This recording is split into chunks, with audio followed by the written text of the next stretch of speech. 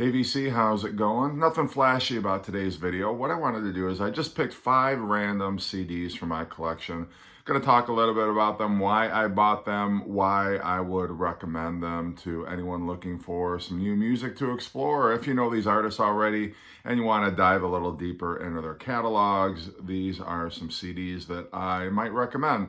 First CD that I am going to talk about is Miles Davis. This is an album from 1968 called Phyllis de Kilimanjaro. I don't know if I'm pronouncing that right, but essentially this is Miles Davis with his new quintet. He's got Wayne Shorter on tenor saxophone, Chick Corea on electric piano. I mean, that's enough to recommend this album alone, is Chick Corea. You got Dave Holland on bass and the great Tony Williams on drums.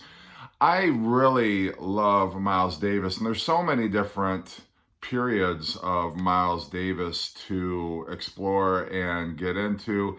This particular period was right before he started to get into his more experimental Sly and the Family Stone influence, kind of jazz fusion stuff that he was doing on Bitches Brew. It's very kind of laid back, but it's also funky in a way. My introduction to Miles Davis was, of course, like many people, Kind of Blue. And I started to work my way back in his catalog, Milestones, Roundabout Midnight, Birth of the Cool. But I didn't really start making my way forward until probably a couple of years ago. And this was an album I picked up. I don't remember why I chose this particular album, but I was really impressed by it because sounds nothing like Kind of Blue. It's almost the last stop before. I think this was the album that came out before In a Quiet Way. But it still retains some of the classic Miles Davis elements from the 50s. But also, it's definitely the signpost of the future. If you've heard Kind of Blue and you really liked it, or you own Kind of Blue and yet you're not sure if you want to go off the deep end and pick up Bitches Brew or anything from the 70s, this might be a way to kind of stick your toe in the water and decide whether or not that later period Miles Davis is your cup of tea. But I think this is a great album. It doesn't really get a whole lot of attention from what I can tell, but it's a little bit of a dark, kind of a moody piece. You've definitely got some funky piano playing from Chick Corea, great drumming from Tony Williams, definitely some different time signatures, but a more aggressive, the drumming is very upfront in the mix on this, which I like a lot. Miles Davis, of course, plays brilliantly, but definitely an album to check out. If you love Miles and maybe you've just never explored this one before, I think you will be very pleasantly surprised. Next album that I want to show is Lucinda Williams, Car Wheels on a Gravel Road. This is an album I picked up in the late 90s or early 2000s. I don't even remember when this came out, to be honest with you. But I'm not so much a big twangy country kind of fan, but I do like this one. And that's not to suggest that Lucinda Williams is a country artist, but she's kind of, I would lump her into that alternative country a little bit.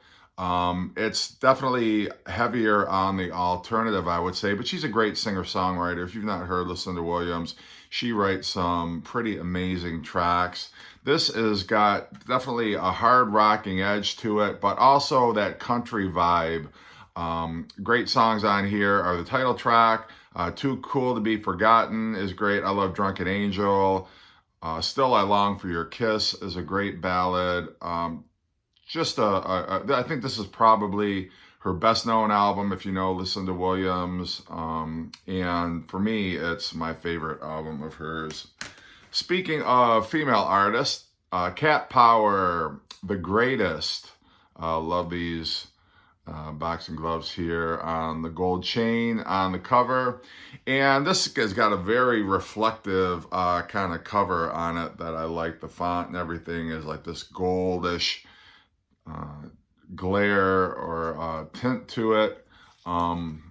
Also the photographs, but that's not the only reason I'm recommending it. Definitely Cat Power is essentially Chan Marshall, but she's got an ensemble here. But Chan Marshall is pretty much the face, the singer and the songwriter of Cat Power. And it is very organic alternative music, or indie rock, I guess maybe you could say. I mean, it's just strictly the ensemble of piano, drums, bass, and guitar. And you almost, there's not a lot of production on here. It's very organic in the way that it is presented.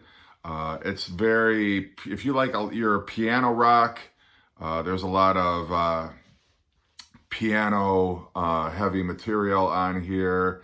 And it's also very moody. It's kind of a Sunday morning playlist, I guess, the way this is kind of put together. But it's just very light in spots, kind of breezy. But I like it because it's something you can kind of put on in the background. You can enjoy. Chan's got a great voice. She's a great songwriter. And it's kind of bluesy in spots. I wouldn't classify it as blues rock by any stretch, but it's blues in spots. It's a little country in spots, kind of all over the place. But at the end of the day, it is great, brilliant music, and I like it a lot. Speaking of the blues, this is Keb Mo and his album Suitcase. Keb Mo came to, I guess, everyone's attention kind of in the 1990s. Not blues rock in like a Johnny Lang kind of a blues rock way or a Robert Cray kind of way, but more country blues, I guess, going back to kind of the acoustic country blues in a way. Maybe country's not the right way to categorize it, but it's definitely acoustic blues. He's got a great voice. It's powerful, uplifting songs. It's not a depressing album by any stretch. If anything, I listen to Keb Mo Sunday mornings. Definitely lifts your spirits. He's just got kind of an easygoing way about him, and it's blues light, I guess you could say, but it's very melodic pop music, really, with a blues in the blues idiom, maybe is a way to classify it. I don't know. It's just great music. He's got a pretty extensive catalog. This is one of my favorites by him. Life is Beautiful is the last track on here, which is kind of like Louis Armstrong's What a Wonderful World, but it's so light and airy, but still it just feel-good blues. If there was such a thing as feel-good blues music, I know it sounds like how could those two possibly coexist, but they do.